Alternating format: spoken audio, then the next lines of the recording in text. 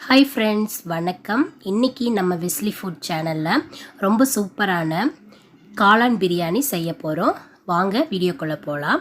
அதுக்கு முன்னாடி நம்ம சேனலை இப்போ தான் நீங்கள் ஃபஸ்ட் டைம் பார்க்குற மாதிரி இருந்தால் சேனலை மறக்காமல் சப்ஸ்கிரைப் பண்ணிக்கோங்க. வாங்க இப்போது வீடியோக்குள்ளே போகலாம்.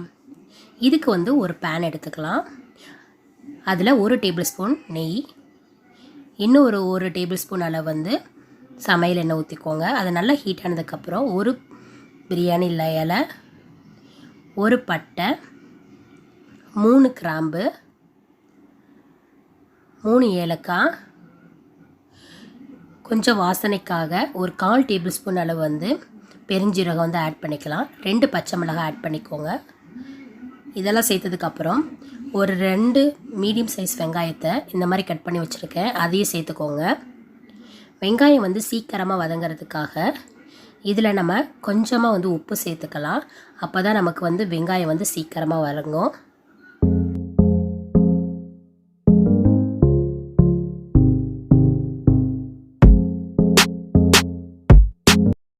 வெங்காயம் இந்த மாதிரி பொன்னிறமானதுக்கப்புறம் 2 டேபிள் ஸ்பூன் அளவு இல்லாட்டி 1 டேபிள் ஸ்பூன் நீங்கள் இஞ்சி பூண்டு விழுது சேர்த்துக்கோங்க. 2 டேபிள் ஸ்பூன் அளவு மிளகாய்த்தூள் சேர்த்துக்கலாம். நீங்கள் 1 டேபிள் ஸ்பூன் மிளகாய் தூளும் 1 டேபிள் ஸ்பூன் காஷ்மீரி சில்லி பவுடரும் சேர்த்துக்கோங்க. கலர் நம்மளுக்கு கிடைக்கும். இப்போ இதை நல்லா வதக்கி விட்டுக்கலாம். தக்காளிக்கு முன்னாடி இந்த மிளகாய் தூள் நம்ம இஞ்சி பூண்டு பேஸ்ட்டு சேர்த்துட்டோம்னா இதோடைய ஃப்ளேவர் எல்லாம் நல்லா சூப்பராக நம்மளுக்கு பிரியாணியில் இறங்கும். அதுக்காக முன்னாடி நம்ம சேர்த்துட்டோம். இப்போ 3 தக்காளி, மீடியம் சைஸ் தக்காளி எடுத்துக்கோங்க. அதை மிக்சியில் நல்லா நைஸாக இந்த மாதிரி அரைச்சிருக்கேன், பேஸ்ட் மாதிரி. இதையும் இப்போ சேர்த்துட்டு நல்லா வதக்கி விட்டுக்கலாம்.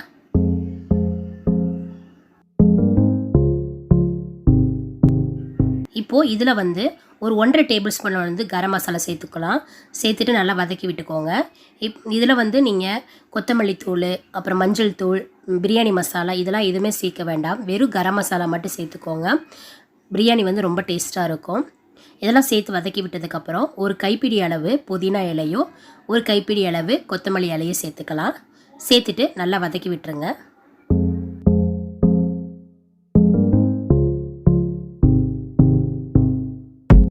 நல்லா வதங்கினதுக்கப்புறம் ஒரு 2 டேபிள் ஸ்பூன் அளவு தயிர் சேர்த்துக்கோங்க.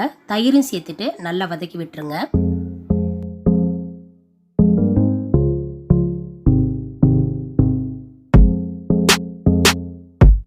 தயிர் சேர்த்ததுக்கப்புறம் 500 கிராம் காளானை நான் நல்லா க்ளீன் பண்ணி இந்த மாதிரி கட் பண்ணி வச்சுருக்கேன், 1/4 சைஸ்க்கு. இதை இப்போது இதோடு சேர்த்துட்டு அந்த மசாலா எல்லாம் இந்த காளானில் படுற மாதிரி நல்லா மிக்ஸ் பண்ணி விடுங்க.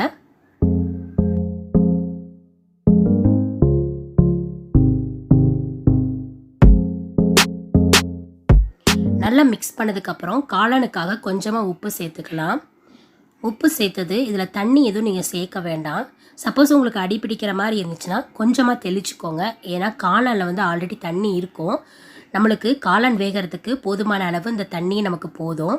இப்போ ஒரு மூடி போட்டு ஒரு 5 நிமிஷம் நல்லா அந்த தண்ணியில் வத்துற வரலையும் நல்லா வேக வச்சுக்கலாம். பாருங்கள் எவ்வளோ சூப்பராக வெந்து வந்திருக்கு. நம்மளுக்கு எண்ணெயும் நல்லா பிரிஞ்சு வந்திருக்கு. இப்போ இன்னொரு தடவை நல்லா மிக்ஸ் பண்ணி விட்டுருங்க. காளான் இருக்க தண்ணி எல்லாம் நல்லா வெந்து வெளியில் வந்துருச்சு, நமக்கு ஃபுல்லாக ட்ரை ஆயிடுச்சு. இப்போது இந்த ஸ்டேஜில் 2 கப்பு பாஸ்மதி ரைஸை நான் நல்லா கழுவிட்டு 1/2 மணி நேரம் தண்ணியில் ஊற வச்சு வச்சுருந்தேன். இப்போது அதையும் நம்ம இதில் சேர்த்துட்டு அந்த மசாலாவோடு நல்லா மிக்ஸ் பண்ணி விடுங்க. அரிசி நம்மளுக்கு உடையாமல் பார்த்துக்கோங்க. நல்லா மிக்ஸ் பண்ணி வந்ததுக்கப்புறம் இதில் நம்ம தண்ணி ஊற்றிக்கலாம். இப்போ 2 கப்புக்கு 4 கப் அளவு தண்ணி சேர்த்துக்குவோம். 1 கப் அரிசி எடுத்திங்கன்னா அதுக்கு 2 கப் அளவு தண்ணி தேவைப்படும். இப்போ நம்ம 2 கப் எடுத்துருக்கோம், அதனால் 4 கப் அளவு தண்ணி ஊற்றிட்டு நல்லா லைட்டாக இப்படி மிக்ஸ் பண்ணி விடுங்க. இதை கொஞ்சமாக டேஸ்ட் பண்ணி பாருங்கள், உப்பு எப்படி இருக்குன்ட்டு. உப்பு பத்தாமல் இருந்துச்சுன்னா இன்னும் கொஞ்சம் கூட ஆட் பண்ணிக்கோங்க. நீங்கள் டேஸ்ட் பண்ணி பார்த்தீங்கன்னா இதோட தண்ணியில் உப்பு நம்மளுக்கு உப்பு கரிக்கிற மாதிரி இருக்கணும். அப்போ தான் நம்மளுக்கு சாப்பாடு வெந்து வரும்போது இது சூப்பராக இருக்கும். மூடி போட்டு நல்லா வேக வச்சுக்கோங்க. பாருங்கள் எவ்வளோ சூப்பராக நம்மளுக்கு வெந்து வந்திருக்குன்னு. ஒரு 10லேருந்து 15 நிமிஷத்துலேயே நம்மளுக்கு வெந்தால் போதும், நல்லா வெந்துடும். பாருங்கள் எவ்வளோ அழகாக நம்மளுக்கு சூப்பராக தம் பிரியாணி ரெடி ஆகிடுச்சு. இந்த மாதிரி லைட்டாக வந்து நீங்கள் அரிசி வந்து உடையாமல் இப்படி எடுத்து விட்டால் போதும். அவ்வளோதான் ஃப்ரெண்ட்ஸ். நீங்களும் உங்கள் வீட்டில் ட்ரை பண்ணி பாருங்கள். ரொம்ப எம்மியான மஷ்ரூம் தம் பிரியாணி இப்போது நம்மளுக்கு ரெடி ஆகிடுச்சு ஃப்ரெண்ட்ஸ். நீங்களும் உங்கள் வீட்டில் ட்ரை பண்ணுங்கள். உங்களுக்கு இந்த வீடியோ பிடிச்சிருந்தால் மறக்காமல் வெஸ்லி ஃபுட் சேனலை சப்ஸ்கிரைப் பண்ணுங்கள். Thank you friends.